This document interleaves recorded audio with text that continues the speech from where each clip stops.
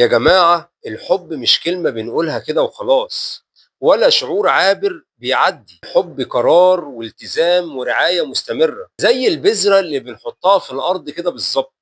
لو ما اهتمتش بيها وسقتها وحمتها هتموت. الحب زي البذرة بالظبط يا جماعة. الحب بلا تفاهم ما يعديش ولا هيعدي ولا هيكمل. تفاهم مش إننا نكون شبه بعض، تفاهم إننا نعرف نسمع بعض ونحتوي بعض. لما يغيب التفاهم يا جماعة من البيت أو من الأزواج يبقى كل واحد عايش لوحده. الحب بلا احترام ما يدومش يا جماعة. الكلمة الجارحة والسخرية والاستهانة دي كلها بتكسر الحب. الاحترام هو السور اللي بيحمي العلاقة من الانهيار. الحب من غير تقدير بيموت. لما طرف يدي كل شيء الطرف التاني والطرف التاني يتجاهله أو ما يشوفوش أصلا، هنا الحب بينزف ويموت، بس ببطء. يا جماعة كلمة شكرا أو أنا مقدر تعبك ممكن تنقذ علاقتك أو تنقذ البيت نفسه.